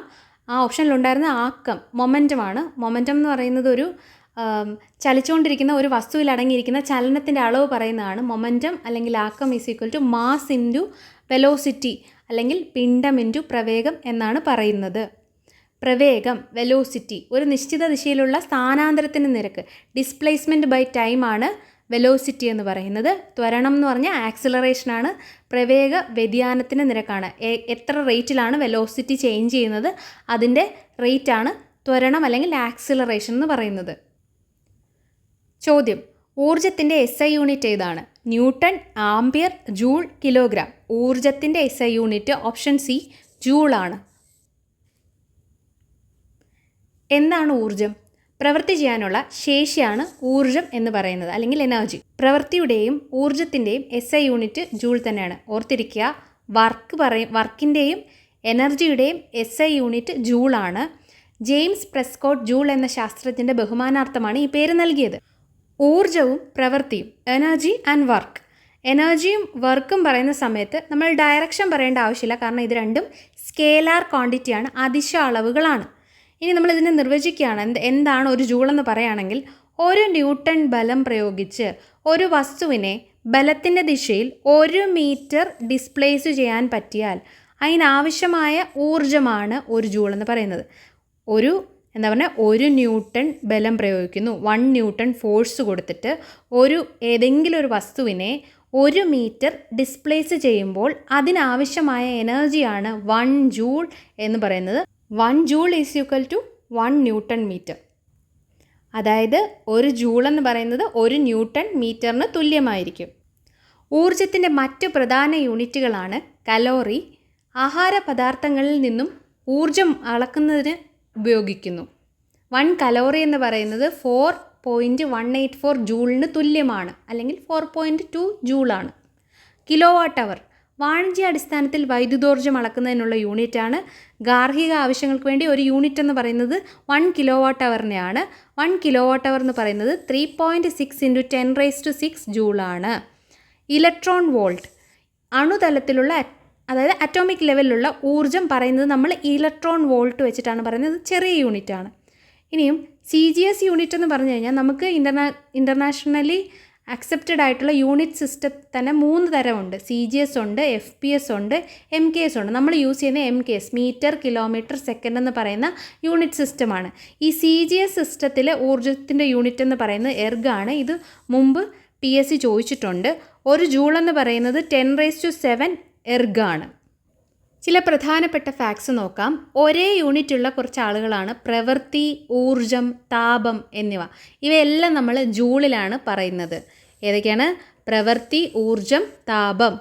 ഇനിയും യാന്ത്രികോർജം, മെക്കാനിക്കൽ എനർജി നമ്മൾ ഓൾറെഡി പറഞ്ഞിട്ടുണ്ടായിരുന്നു. പൊട്ടൻഷ്യൽ എനർജിയുടെയും കൈനറ്റിക് എനർജിയും കൂടെ കൂട്ടുമ്പോൾ കിട്ടുന്നതാണ് mechanical energy. Law of conservation of എനർജിയും ഞാൻ ഇതിൻ്റെ ഫസ്റ്റ് പാർട്ടിലെ വീഡിയോയിൽ പറഞ്ഞിട്ടുണ്ട്. വർക്ക് കണ്ടുപിടിക്കാനുള്ള equation work is equal to force into displacement. പിന്നെ മറ്റ് ഓപ്ഷൻസ് നോക്കുകയാണെന്നുണ്ടെങ്കിൽ അവിടെ കൊടുത്തിട്ടുള്ളൊരു ഓപ്ഷനാണ് ന്യൂട്ടൺ. ന്യൂട്ടൺ എന്ന് പറഞ്ഞാൽ ഫോഴ്സിൻ്റെ SI യൂണിറ്റാണ്. ഫോഴ്സ് അളക്കാൻ വേണ്ടി ഉപയോഗിക്കുന്നതാണ്. ആംപിയർ എന്ന് പറഞ്ഞാൽ വൈദ്യുതി പ്രവാഹം അല്ലെങ്കിൽ ഇലക്ട്രിക് കറണ്ട് അളക്കാൻ വേണ്ടി ഉപയോഗിക്കുന്ന SI യൂണിറ്റാണ്. കിലോഗ്രാം മാസിൻ്റെ SI യൂണിറ്റാണ്. താഴെ കൊടുത്തിരിക്കുന്നവയിൽ ഏതാണ് റിക്ടർ സ്കെയിൽ ഉപയോഗിച്ച് അളക്കാവുന്നത്? ചുഴലിക്കാറ്റിൻ്റെ വേഗത, അഗ്നിപർവ്വത സ്ഫോടന സാധ്യത, ഭൂകമ്പത്തിൻ്റെ തീവ്രത, കാട്ടുതീയുടെ തീവ്രത. റിക്ടർ സ്കെയിൽ ഉപയോഗിച്ച് അളക്കുന്നത് ഭൂകമ്പത്തിൻ്റെ തീവ്രതയാണ്. ഭൂകമ്പത്തിൻ്റെ തീവ്രത അതായത് മാഗ്നിറ്റ്യൂഡ് അളക്കാനാണ് റിക്ടർ സ്കെയിൽ ഉപയോഗിക്കുന്നത്. ഇതുമായി ബന്ധപ്പെട്ട കോർ കൺസെപ്റ്റുകൾ. സീസ്മോഗ്രാഫ് ഭൂകമ്പ തരംഗങ്ങളെ രേഖപ്പെടുത്താൻ ഉപയോഗിക്കുന്ന പ്രധാന ഉപകരണമാണ്. ഭൂകമ്പം ഉണ്ടാകുന്ന സമയത്ത് ഇതുപോലെ ഭൂകമ്പത്തിൻ്റെ എഫക്റ്റിനനുസരിച്ച് മാർക്കിങ്സ് ഉണ്ടാവും. ഈ ഡ്രമ്മിൽ അത് റെക്കോർഡ് ചെയ്യപ്പെടും. ഫോക്കസ് അല്ലെങ്കിൽ ഹൈപ്പോസെൻറ്റർ ഭൂമിയുടെ അന്തർഭാഗത്ത് ഭൂകമ്പം എവിടെയാണോ ഉത്ഭവിക്കുന്നത് ആ പോയിൻറ്റിനെയാണ് ഫോക്കസ് അല്ലെങ്കിൽ ഹൈപ്പോസെൻറ്റർ എന്ന് പറയുന്നത്.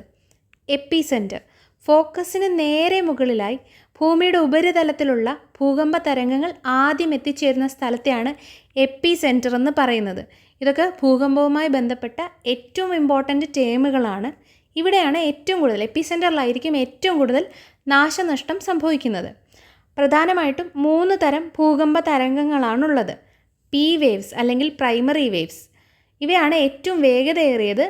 ഇത് ഖര, ദ്രാവക, വാതക രൂപങ്ങളിലൂടെ സഞ്ചരിക്കും. അതായത് സോളിഡ്, ലിക്വിഡ്, ഗ്യാസ് സ്റ്റേറ്റിലുള്ള മീഡിയത്തിലൂടെ പോകാൻ പറ്റുന്ന തരംഗങ്ങളാണ് പ്രൈമറി വേവ്സ് എന്ന് പറയുന്നത്. സെക്കൻഡറി വേവ്സ് അല്ലെങ്കിൽ S തരംഗങ്ങൾ ഖരരൂപത്തിലൂടെ മാത്രമേ സഞ്ചരിക്കുകയുള്ളൂ. സെക്കൻഡറി വേവ്സ് സോളിഡ് സ്റ്റേറ്റിലുള്ള ഒബ്ജക്ട്സിലൂടെ മാത്രമേ പോകത്തുള്ളൂ. പിന്നീട് ഭൂകമ്പവുമായി ബന്ധപ്പെട്ട് ഏറ്റവും ഇമ്പോർട്ടൻ്റ് ആയിട്ടുള്ള തരംഗങ്ങളാണ് L തരംഗങ്ങൾ അല്ലെങ്കിൽ സർഫസ് വേവ്സ് എന്ന് പറയുന്നത്. ഭൂമിയുടെ ഉപരിതലത്തിലൂടെ ഇവ സഞ്ചരിക്കുന്നത്. ഇവയാണ് ഏറ്റവും കൂടുതൽ നാശനഷ്ടങ്ങൾ ഉണ്ടാക്കുന്നത്. ഇതിന് വീണ്ടും ഡിവൈഡ് ചെയ്ത് 4 സബ് ഡിവിഷൻസ് കൂടിയുണ്ട്. പക്ഷെ നമുക്കിപ്പോൾ ഇത്രയും മാത്രം അറിഞ്ഞിരുന്നാൽ മതി. ഇവിടെ ഒരു ഇമേജ് വെച്ച് ഇത് റെപ്രസെൻ്റ് ചെയ്തിട്ടുണ്ട്. ഭൂകമ്പം ഉണ്ടാകുന്ന ഫോക്കസ് അല്ലെങ്കിൽ ഹൈപ്പോസെൻറ്ററാണിത്.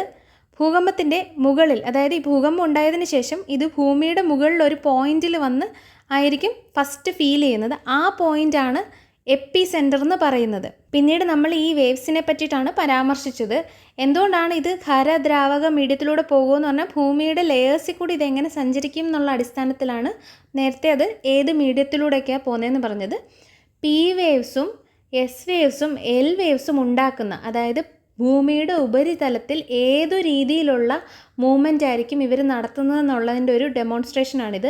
ഇവിടെ കണ്ടോ, ഇവിടെ ഉണ്ടാകുന്നത് കംപ്രഷനുകളും ഡയലേഷനുകളുമാണ് P തരംഗങ്ങളുടെ മൂവ്മെൻറ്റ് കൊണ്ടുണ്ടാവുന്നത്. S തരംഗങ്ങളുടെ മൂവ്മെൻറ്റ് കൊണ്ട് ട്രാൻസ്വേഴ്സ് മൂവ്മെൻ്റ് ആണ് ഉണ്ടാവുന്നത്. പാർട്ടിക്കിളുകൾ ഇങ്ങനെയായിരിക്കും S വേവ്സ് ഉണ്ടാകുന്ന സമയത്ത് മൂവ് ചെയ്യുന്നത്. L തരംഗങ്ങൾ ഉണ്ടാകുമ്പോൾ എന്ത് ചെയ്യുന്നറിയോ, സർഫസും കൂടെ അതിൻ്റെ കൂടെ മൂവ് ചെയ്യും, ഉപരിതല ചലനം ഉണ്ടാകും. റിക്ടർ സ്കെയിൽ എന്ന് പറയുന്നത് എന്തിനു വേണ്ടിയിട്ടുള്ളതാണ്? ഭൂകമ്പത്തിൻ്റെ മാഗ്നിറ്റ്യൂഡ് അളക്കാനുള്ള സ്കെയിലാണ്. എന്നാൽ മെർക്കലി സ്കെയിൽ എന്ന് പറയുന്നൊരു സ്കെയിലുണ്ട്. ഇത് ഭൂകമ്പത്തിൻ്റെ തീവ്രത അളക്കാൻ അല്ലെങ്കിൽ ഇൻറ്റൻസിറ്റി അളക്കാനുള്ളൊരു സ്കെയിലാണ്. അപ്പോൾ ഇത് രണ്ടും കൂടെ നമുക്കൊന്ന് കമ്പയർ ചെയ്ത് നോക്കാം. ഭൂകമ്പത്തിൻ്റെ മാഗ്നിറ്റ്യൂഡ് അല്ലെങ്കിൽ അവിടെ വന്ന ഊർജ്ജത്തിൻ്റെ അളവാണ് റിക്ടർ സ്കെയിൽ അളക്കുന്നത്. അതേസമയം മെർക്കലി സ്കെയിലാണെങ്കിൽ ഭൂകമ്പത്തിൻ്റെ ഇൻറ്റൻസിറ്റിയാണ് അളക്കുന്നത്. അതായത് എത്രത്തോളം നാശനഷ്ടം അത് വിതച്ചു എന്നുള്ളതായിരിക്കും മെർക്കലി സ്കെയിൽ മെഷർ ചെയ്യുന്നത്. റിക്ടർ സ്കെയിൽ സയൻറ്റിഫിക് അല്ലെങ്കിൽ ലോഗരിതമിക് ആയിട്ടുള്ള രീതിയിലാണ് ഇത് അളക്കുന്നതെങ്കിൽ സബ്ജക്റ്റീവ് ഒബ്സർവേഷനിലൂടെയാണ് മെർക്കലി സ്കെയിലിൽ അളവുകൾ എടുക്കുന്നത്.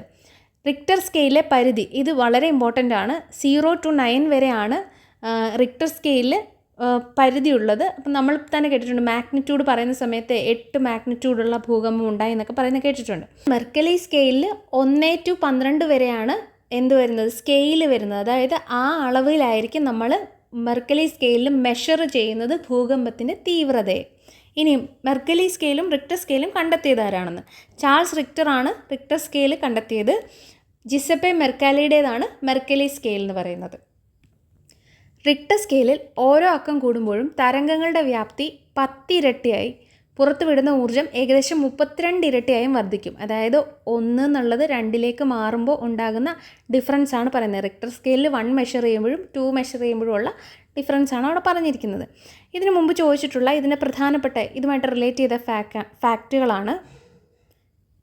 ഇതുമായിട്ട് റിലേറ്റ് ചെയ്ത ഇമ്പോർട്ടൻറ്റ് ഫാക്റ്റുകൾ എന്തൊക്കെയാണെന്ന് നോക്കാം. ചുഴലിക്കാറ്റിൻ്റെ വേഗത അളക്കാൻ ഉപയോഗിക്കുന്നത് അനിമോമീറ്റർ. ചുഴലിക്കാറ്റിൻ്റെ വേഗത അളക്കാൻ ഉപയോഗിക്കുന്നത് അനിമോമീറ്റർ ആണ്. ഭൂകമ്പ സാധ്യത അനുസരിച്ച് ഇന്ത്യയെ 4 സോണുകളായിട്ടായിരുന്നു തിരിച്ചിരുന്നത്. കേരളം ഉൾപ്പെടുന്നത് സോൺ 3-ലായിരുന്നു. ഈ അടുത്ത് ഇതിലൊരു ചേഞ്ച് കൊണ്ടുവന്നെങ്കിലും അത് പിന്നീട് തിരിച്ച് പഴയതുപോലെ തന്നെ ആക്കുകയാണ് ഉണ്ടായിട്ടുള്ളത്. സുനാമി ഉണ്ടാകാനുള്ള പ്രധാന കാരണം കടലിൻ്റെ അടിത്തട്ടിലുണ്ടാകുന്ന ഭൂകമ്പങ്ങളാണ്. സമുദ്രത്തിലെ ഭൂകമ്പ തരംഗങ്ങളെ തിരിച്ചറിയാൻ ഉപയോഗിക്കുന്ന സംവിധാനമാണ് Dart, deep Ocean assessment and reporting of സുനാമീസ്. പ്രകാശ സംശ്ലേഷണ സമയത്ത് സംഭവിക്കുന്ന ഊർജ്ജ പരിവർത്തനം ഏത്? വൈദ്യുതോർജ്ജം പ്രകാശോർജ്ജമാകുന്നു, പ്രകാശോർജ്ജം യാന്ത്രികോർജ്ജമാകുന്നു, പ്രകാശോർജ്ജം രാസോർജ്ജമാകുന്നു, രാസോർജ്ജം പ്രകാശോർജ്ജമാകുന്നു. പ്രകാശ സംശ്ലേഷണ സമയത്ത് നമുക്കറിയാം പ്രകാശോർജ്ജം എന്തായി മാറുകയാണ് ചെയ്യുന്നത്? രാസോർജ്ജമായി മാറുകയാണ് ചെയ്യുന്നത്. ഊർജ്ജം രാസോർജ്ജമായി മാറുന്നു. ലൈറ്റ് എനർജി കെമിക്കൽ എനർജി ആയിട്ട് കൺവേർട്ട് ചെയ്യുന്ന പ്രോസസ്സാണ് ഫോട്ടോസിന്തസിസിൻ്റെ സമയത്ത് നടക്കുന്നത്. എന്താണ് ഫോട്ടോസിന്തസിസിൻ്റെ സമയത്ത്? സസ്യങ്ങൾ സൂര്യനിൽ നിന്നുള്ള പ്രകാശോർജ്ജത്തെ ആഗിരണം ചെയ്ത് ഗ്ലൂക്കോസ് തന്മാത്രകളിലെ രാസോർജ്ജമാക്കി മാറ്റുകയാണ് ചെയ്യുന്നത്. എന്താണ് പ്രകാശ സംശ്ലേഷണം? പച്ചപ്പുല്ലുകളും സസ്യങ്ങളും സൂര്യപ്രകാശം, ഹരിതകം അല്ലെങ്കിൽ ക്ലോറോഫിൽ, ജലം, കാർബൺ ഡൈ ഓക്സൈഡ് എന്നിവ ഉപയോഗിച്ച് സ്വന്തമായി ഗ്ലൂക്കോസ് നിർമ്മിക്കുന്ന പ്രക്രിയയാണ് ഫോട്ടോസിന്തസിസ് എന്ന് പറയുന്നത്. ഫോട്ടോസിന്തസിസ് നടക്കുന്നത് എവിടെയാണ്? പ്ലാന്റ്സിൻ്റെ ലീവ്സിലാണ് നടക്കുന്നത്. പ്ലാന്റ്സിൻ്റെ ലീവ്സിലെ സ്ട്രോമ, ഗ്രാന എന്നിങ്ങനെ ക്ലോറോപ്ലാസ്റ്റിനകത്തുള്ള ഈ ഏരിയാസിലാണ് ഫോട്ടോസിന്തസിസിൻ്റെ പ്രധാനപ്പെട്ട അസോസിയേറ്റഡ് ആയിട്ടുള്ള ആക്ടിവിറ്റീസൊക്കെ നടക്കുന്നത്. നോക്കാം. സൂര്യപ്രകാശത്തിലെ ഊർജ്ജത്തെ ഹരിതകം ആഗിരണം ചെയ്യും, ക്ലോറോഫിൽ ആഗിരണം ചെയ്യും. ഇതാണ് ഊർജ്ജത്തിൻ്റെ ഉറവിടം. ഇവിടെ നടക്കുന്നത് എന്താണെന്ന് വെച്ച് കഴിഞ്ഞാൽ 2 പ്രോസസ്സാണ് ഇവിടെ നടക്കുന്നത്. ഒരു ലൈറ്റ് ഫേസും ഉണ്ട്, ഒരു ഡാർക്ക് ഫേസും ഉണ്ട്. ലൈറ്റ് ഫേസ് അല്ലെങ്കിൽ പ്രകാശഘട്ടത്തിൽ എന്താണ് നടക്കുന്നത്? ഗ്രാനയിൽ വെച്ച് എന്ത് പറ്റും? പ്രകാശം ഉപയോഗിച്ച് ജലത്തെ വിഘടിപ്പിക്കുകയാണ് ചെയ്യുന്നത്. ജലത്തെ വിഘടിപ്പിച്ചുകൊണ്ട് ഓക്സിജനും ഹൈഡ്രജനുമാക്കി മാറ്റും. ആ പ്രോസസ്സിൻ്റെ ഭാഗമായിട്ട് ഓക്സിജൻ എന്ത് ചെയ്യും? പുറന്തള്ളപ്പെടും. നമ്മൾ പണ്ട് തൊട്ടേ പറയുന്നതാണ് പ്ലാന്റ്സ് ആണ് നമുക്ക് ഓക്സിജൻ തരുന്നത്. അപ്പോൾ ഈ പ്രോസസ്സിൻ്റെ ഭാഗമായിട്ടാണ് ഓക്സിജൻ വെളിയിലേക്ക് പുറന്തള്ളപ്പെടുന്നത്. ഇനിയും ഒരു ഡാർക്ക് ഫേസ് ഉണ്ട്. ഈ ഡാർക്ക് ഫേസിൽ നടക്കുന്ന റിയാക്ഷനെ കാൽവിൻ സൈക്കിൾ എന്നും പറയാറുണ്ട്. ഇത് സ്ട്രോമയിൽ വെച്ചാണ് നടക്കുന്നത്. പ്രകാശം നേരിട്ട് ആവശ്യം ഇല്ല ഇതിന്. അപ്പോൾ കാർബൺ ഡൈ ഓക്സൈഡിനെ എന്താക്കി മാറ്റുകയാണ് ചെയ്യുന്നത്? ഗ്ലൂക്കോസ് ആക്കി മാറ്റുന്നത് ഈ ഘട്ടത്തിലാണ്. ഇൻ ടോട്ടൽ നമ്മൾ ഈ ഫോട്ടോസിന്തസിസിനെ ഒരു ഇക്വേഷനിലൂടെ റെപ്രസെൻറ്റ് ചെയ്യുകയാണെങ്കിൽ ഫോട്ടോസിന്തസിസ് പ്രധാനമായിട്ടും നടക്കുന്നത് കാർബൺ ഡൈ ഓക്സൈഡിനെയും ജലത്തെയും ഉപയോഗിച്ച് ലൈറ്റിൻ്റെ പ്രസൻസിൽ എന്തുണ്ടാക്കുന്നു? ഗ്ലൂക്കോസിനെയും ഓക്സിജനെയും ഉണ്ടാക്കുന്നു. അല്ലെങ്കിൽ പ്രൊഡക്ട്സ് ആയിട്ട് നമുക്ക് ഗ്ലൂക്കോസും ഓക്സിജനുമാണ് കിട്ടുന്നത്. ഗ്ലൂക്കോസിൻ്റെ കെമിക്കൽ ഫോർമുല C6H12O6 ഓർത്തിരിക്കുക. ഞാനിപ്പോൾ പറഞ്ഞല്ലോ ഗ്രാന, സ്ട്രോമ എന്നൊക്കെ. അതൊക്കെ ഈ ക്ലോറോപ്ലാസ്റ്റിനകത്തുള്ള പാർട്സിൻ്റെ പേരാണ്. ഇവിടെ നോക്കൂ, ഇതാണ് സ്ട്രോമ, ഇതാണ് ഗ്രാന. അപ്പം ഇവിടെയാണ് നമ്മൾ പറഞ്ഞ ലൈറ്റ് ഫേസും ഡാർക്ക് ഫേസും നടക്കുന്നത്. നമ്മൾ ഇത്ര ഡെപ്തിലൊന്നും പോകുന്നില്ല, എവിടെയാണെന്ന് അറിഞ്ഞിരിക്കാൻ വേണ്ടിയിട്ടാണ്. ഒരു ലീഫിൻ്റെ സ്ട്രക്ചർ ഇതാണെങ്കിൽ അതിനകത്ത് ക്ലോറോപ്ലാസ്റ്റ് എവിടെയാണ് വരുന്നത്, ആ ക്ലോറോപ്ലാസ്റ്റിൽ തന്നെ എവിടെയാണ് ഗ്രാനയും സ്ട്രോമയും വരുന്നതെന്ന് ജസ്റ്റ് ഒന്ന് മനസ്സിലാക്കാൻ വേണ്ടിയിട്ടാണ്. നമ്മൾ പറഞ്ഞു കാൽവിൻ സൈക്കിൾ എന്താണ്, നമ്മുടെ ഡാർക്ക് ഫേസ് ആണ് കാൽവിൻ സൈക്കിൾ എന്ന് പറയുന്നത്. ഹരിതകമാണല്ലോ ഫോട്ടോസിന്തസിന് സഹായിക്കുന്ന പ്രധാനപ്പെട്ട വർണ്ണകം എന്ന് പറയുന്നത്. ഹരിതകത്തിൽ അടങ്ങിയിരിക്കുന്ന ലോഹം ഏതാണ്? മഗ്നീഷ്യം. ഇത് വളരെ പ്രധാനപ്പെട്ട ഒരു ചോദ്യമാണ്, എപ്പോഴും ചോദിക്കാറുണ്ട്. അതുപോലെ തന്നെ ഫോട്ടോസിന്തസിസ് ഏറ്റവും കൂടുതൽ നടക്കുന്നത് ഏത് പ്രകാശങ്ങളിലാണ്, ഏത് ലൈറ്റിലാണ് ഇതിൻ്റെ സ്പീഡ് അല്ലെങ്കിൽ നല്ല രീതിയിൽ ഇത് നടക്കുന്നതെന്ന്. ചുവപ്പ് നീല നിറങ്ങളുള്ള പ്രകാശത്തിൽ അല്ലെങ്കിൽ ആ ലൈറ്റിൽ പ്ലാന്റിനെ വെച്ചിരിക്കുന്ന സമയത്ത് ഫോട്ടോസിന്തസിസിൻ്റെ റേറ്റ് കൂടുതലായിരിക്കും. എന്നാൽ ഏറ്റവും കുറവ് നടക്കുന്നത് പച്ച പ്രകാശത്തിലായിരിക്കും. ഇത് ഓർത്തു വയ്ക്കുക. പിന്നെ ഇതുമായി ബന്ധപ്പെട്ട ഒരു റിപ്പീറ്റഡ് ക്വസ്റ്റ്യൻ ആണ്. ഇതുമായിട്ട് ബന്ധപ്പെട്ട് കിട്ടുന്ന ബൈ പ്രോഡക്റ്റ് എന്തൊക്കെയാണ് നമ്മൾ ഓൾറെഡി പറഞ്ഞു. ഈ ഫോട്ടോസിന്തസിസിൻ്റെ ഭാഗമായിട്ടുണ്ടാകുന്ന റിയാക്ഷനിലൂടെയാണ് എന്ത് ചെയ്യുന്നത്, വാട്ടറിനെ വിഘടിച്ച് H2O വിഘടിച്ച് ഹൈഡ്രജനും ഓക്സിജനും ഉണ്ടാകുമ്പോൾ ആ ഓക്സിജനാണ് പുറത്തു വിടുന്നത്. മറ്റു ചില ഊർജ പരിവർത്തനങ്ങളെക്കുറിച്ച് നോക്കാം. സോളാർ സെല്ലിൽ പ്രകാശോർജ്ജം അല്ലെങ്കിൽ ലൈറ്റ് എനർജിയാണ് എന്തായിട്ട് മാറുന്നത്, വൈദ്യുതോർജ്ജമായിട്ട് മാറുന്നത്. അതുപോലെ തന്നെ ഡ്രൈ സെൽ അല്ലെങ്കിൽ ബാറ്ററിയിൽ കെമിക്കൽ റിയാക്ഷൻ നടന്നിട്ടുള്ള കെമിക്കൽ എനർജിയാണ് ഇലക്ട്രിക്കൽ എനർജി ആയിട്ട് മാറുന്നത്. ഇലക്ട്രിക് ബൾബിൽ നമ്മൾ ഇലക്ട്രിസിറ്റി ഉപയോഗിച്ചാണല്ലോ ബൾബ് കത്തുന്നത്. അപ്പോൾ എന്ത് പറ്റും, ഇലക്ട്രിക് എനർജി എന്തായിട്ട് മാറും, ലൈറ്റ് എനർജി ആയിട്ട് മാറും. കൂടെ അതിൻ്റെ കൂടെ ചൂടും ഉണ്ട്, അപ്പോൾ തെർമൽ എനർജി അവിടെ ഉണ്ടാവുന്നുണ്ട്. ഊഷ്മാവിൻ്റെ SI യൂണിറ്റാണ് കെൽവിൻ. ജലത്തിൻ്റെ തിളനില കെൽവിൻ സ്കെയിലിൽ എത്രയാണ്? 273 കെൽവിൻ, 373 കെൽവിൻ, 0 കെൽവിൻ, 100 കെൽവിൻ. ജലത്തിൻ്റെ തിളനില 373 കെൽവിനാണ് കെൽവിൻ സ്കെയിൽ അനുസരിച്ച് വരുന്നത്. ഇതെങ്ങനെയാണ് കിട്ടുന്നതെന്ന് നോക്കാം. ജലത്തിൻ്റെ തിളനില സെൽഷ്യസ് സ്കെയിലിൽ 100 ഡിഗ്രി സെൽഷ്യസ് ആണ്. ഇതിനെ കെൽവിൻ സ്കെയിലിലേക്ക് മാറ്റാൻ 273 കൂട്ടിയാൽ മതി. 100 + 273 373 കെൽവിൻ നമുക്ക് കിട്ടും. അപ്പോൾ നമ്മൾ ഇതുമായിട്ട് ബന്ധപ്പെട്ട ചില കൺസെപ്റ്റുകൾ നോക്കാം. ഊഷ്മാവ് ടെമ്പറേച്ചർ അളക്കാൻ പ്രധാനമായും 3 സ്കെയിലുകളാണുള്ളത്. സെൽഷ്യസ് സ്കെയിലുണ്ട്, ഫാരൻഹീറ്റ് സ്കെയിലുണ്ട്, കെൽവിൻ സ്കെയിലുണ്ട്. ഊഷ്മാവിൻ്റെ അന്താരാഷ്ട്ര യൂണിറ്റ് അല്ലെങ്കിൽ SI യൂണിറ്റ് എന്ന് പറയുന്നത് കെൽവിനാണ്. അംഗീകൃതമായിട്ടുള്ള SI യൂണിറ്റ് കെൽവിനാണ്. കെൽവിൻ സ്കെയിൽ രേഖപ്പെടുത്തുമ്പോൾ ഡിഗ്രി അടയാളം ഉപയോഗിക്കുന്നില്ല. നമ്മൾ സെൽഷ്യസ് സ്കെയിലിലും ഫാരൻഹീറ്റ് സ്കെയിലിലും ഡിഗ്രി അടയാളം ഉപയോഗിക്കാറുണ്ട്. പരമശൂന്യ താപനില അബ്സല്യൂട്ട് സീറോ ടെമ്പറേച്ചർ. തിയററ്റിക്കലി സാധ്യമായ ഏറ്റവും കുറഞ്ഞ താപനില എന്ന് പറയുന്നതാണ് പരമശൂന്യ താപനില എന്ന് പറയുന്നത്. ഇതിൻ്റെ വാല്യൂ 0 കെൽവിനാണ്, അല്ലെങ്കിൽ -273.15 ഡിഗ്രി സെൽഷ്യസ് ആണ്. ഇത് ടെമ്പറേച്ചർ കൺവേർഷനുമായിട്ട് റിലേറ്റ് ചെയ്തൊരു ടേബിളാണ്. സെൽഷ്യസിനെ ഫാരൻഹീറ്റിലേക്ക് മാറ്റുമ്പോൾ ഉപയോഗിക്കുന്ന ഇക്വേഷനും മറ്റ് കൺവേർഷനുകളും കൊടുത്തിട്ടുണ്ട്. നമ്മുടെ ചോദ്യത്തിൽ പ്രതിപാദിച്ചിരിക്കുന്നത് സെൽഷ്യസിനെ കെൽവിനിലോട്ട് മാറ്റാനായിരുന്നു. നമുക്കറിയാം വാട്ടറിൻ്റെ 100 ഡിഗ്രി സെൽഷ്യസിനെ കെൽവിൻ സ്കെയിലോട്ട് മാറ്റാൻ പറഞ്ഞപ്പോൾ നമ്മൾ 100 + 273 ആണ് ചെയ്തത്. അങ്ങനെയാണ് 373 കെൽവിൻ എന്ന് പറയുന്നത്. ഈ ഒരു ടേബിൾ സ്ക്രീൻഷോട്ട് എടുത്ത് വെച്ച് ഈ ഇക്വേഷൻസും കാണാതെ പഠിക്കുക. കാരണം ഇനി ചിലപ്പോൾ സെൽഷ്യസിനെ ഫാരൻഹീറ്റ് സ്കെയിലോട്ട് കൺവേർട്ട് ചെയ്യാനായിരിക്കും ചോദിക്കുന്നത്. ജലവുമായി ബന്ധപ്പെട്ട ചില പ്രധാനപ്പെട്ട ടെമ്പറേച്ചറുകൾ നമുക്ക് ഈ 3 സ്കെയിലിലും എത്ര വാല്യൂ എന്ന് നോക്കാം. ജലത്തിൻ്റെ ഫ്രീസിംഗ് പോയിൻ്റ് എന്ന് പറയുന്നത് 0 ഡിഗ്രി സെൽഷ്യസ് ആണല്ലോ. അത് കെൽവിൻ സ്കെയിലിൽ വരുമ്പോൾ 273 കെൽവിനും ഫാരൻഹീറ്റ് സ്കെയിലിൽ വരുമ്പോൾ 32 ഡിഗ്രി ഫാരൻഹീറ്റും ആയിരിക്കും. ജലത്തിൻ്റെ ബോയിലിംഗ് പോയിൻ്റ് എന്ന് പറയുന്നത് 100 ഡിഗ്രി സെൽഷ്യസ് ആണ്.